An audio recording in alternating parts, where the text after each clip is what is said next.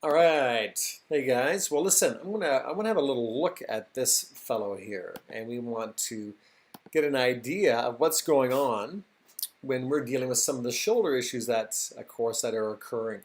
Now, the shoulder joint's actually it's kind of an interesting joint. It's probably one of the most challenging regions I think of the body to work with because it's so highly unstable. And what creates the instability is that the only attachment point the entire arm itself has to the body is at this region right here, right? Right where the clavicle actually attaches, the clavicle attaches to the sternum. And it's a bit of a calcified ligament, and that's about it, right? So that's the only attachment point the entire arm has to the body. The rest of it's all musculature. So here's the challenge, part of the challenge we face. So you see this little space up here, here's my humeral head, and there's this course this gap called the subacromial space.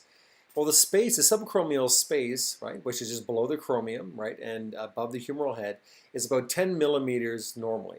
10 millimeters of gapping, which is not very much. So what would happen, what has to happen, let's start with this. What has to happen for that gap to remain adequately open and consistent is that the musculature in the body, so let's add some more muscle to this guy here. That's an upper body tissue here. There we go. So the muscles of the chest must be flexible enough, and the muscles behind us must be strong enough. Right, all these muscles here, your trapezius, your rhomboids, your rotator cuff. So the balance we're looking for is that we have to be flexible enough here in the anterior portion of the body and strong enough here in the posterior part of the body to maintain a neutral balance inside the shoulder joint. Right, does that make sense? So how many of you know that you are too tight on your anterior delt, you're too tight in your pectoralis, you're too tight in your neck muscles here, right? Too tight in your upper traps, which we know, and most of us are far too weak here and far too weak in the rotator cuff. So inherently, those imbalances, and the imbalances are part of something called upper and lower cross syndromes or stratification syndrome. So upper and lower cross syndromes just simply mean if something's tight, something's weak. So we know for sure that if my hip flexors and my hip flexors here on my in my torso are tight, if we know the hip flexors are tight, what do we also know correspondingly is weak? We know the hip extensors are weak, right? So if the flexors are tight, right, which you see part of one of the hip flexors here, the flexors are tight, then we know the buttocks are going to be weak. And quite often the hamstrings are tight and the lower back is tight. Part of the terrible triad in the lower body is tight hamstrings, tight lower back, and tight hip flexors, which of course creates a lot of havoc at the lower back and completely inhibits and shuts off the glutes. So the upper and lower cross syndrome just refers to one area is tight, one area is weak. If I have a tightness, I have a corresponding weakness. It does as little good, or there's little measure in just simply stretching something over and over and over again, because we need to be stable more than we need to be flexible. So you see, stability is important. So let's say, for example, and we'll get back to the shoulder here in a second, because I'm on a tangent here. So let's say, for example, we're really, really tight in here, and we have 15 degrees of motion that has been lost because we're so short here in the groin region. So this is really, really tight, and when these muscles become tight in the front, what they're going to do is tilt the pelvis forward. It's going to bring the pelvis forward, because as they shorten, right, as they shorten here, they're going to create a bit of an anterior tilt. And when the anterior tilt occurs, it's going to exaggerate the arch in the lower back, right, creating a bit of a sway back.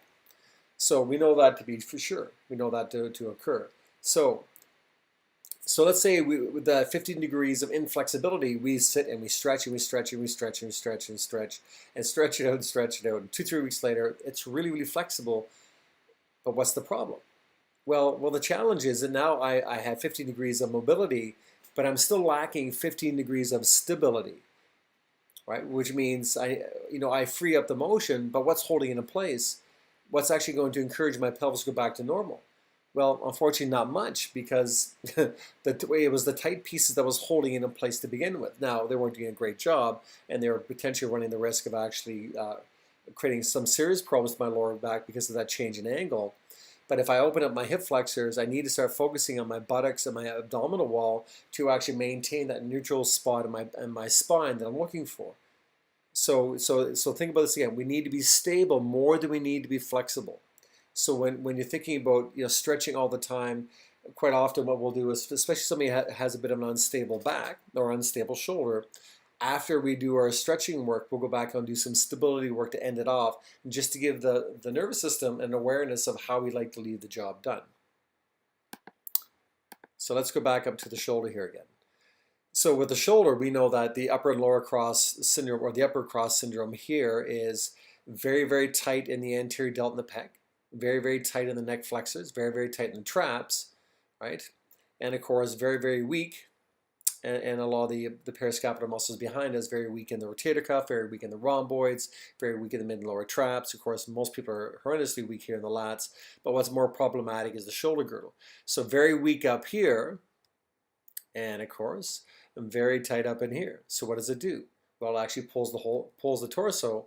It drags everything forward. So all of a sudden, your head is now sitting too far forward, right? You've got an exaggerated curve in the lower back, right? So the curvature goes here. And then the spine tries to right itself and comes back up, and then it gets rotated back out again. So we create this functional scoliosis kind of a thing in the spine because we distorted it because of just bad posture. So the thing with exercise is exercise by itself doesn't fix that, because exercise can be rather indiscriminate, and exercise is a general form of stress on the body, but it's not really allocated specifically to address things like this. So this is my consideration. This is what I think about when I design fitness programs, when I'm trying to get people to go through the SAM acronym, because, well, we know this to be true, and we know this to be true in all of you. And I don't care how fit people are and how long you've been training. The challenge is, we're only active, maybe 1 to 2% of our entire waking hours, even if we're training 7 days a week, and we spend a lot of time in flexion. Right, we're sitting down for periods of the day, driving, sitting down at work. Even if we're standing working, we're not standing completely vertical. We're generally leaning over something. We're sleeping a certain amount of hours of the day. So we had this challenge where we had these bands of tight and weak tissue. It goes back to what I was saying before about this thing called stratification syndrome. And stratification syndrome just means we have bands of tight tissue, we have bands of weak tissue. Right? So my hamstrings are generally very, very tight.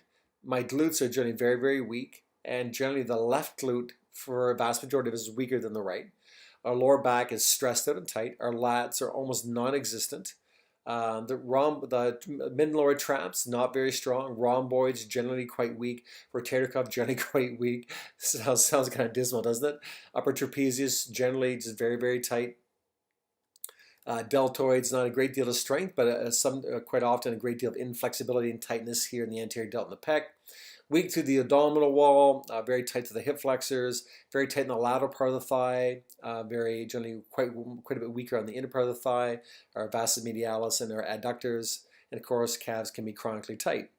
So that's the human machine. So when we're looking at training, the objective is that we want to start cleaning some of this stuff up.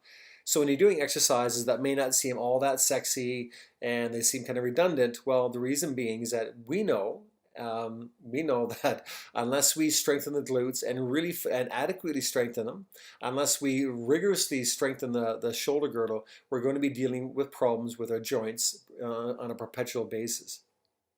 So when we look at, of course, the issues inside the shoulder joint, we want to make sure that we're very diligent, well, with any joint, but we want to make sure we're very diligent at actually addressing it and be aware that that flexibility and stability are partners in crime, and that you can't just focus on stretching a lot without actually working on the stability piece.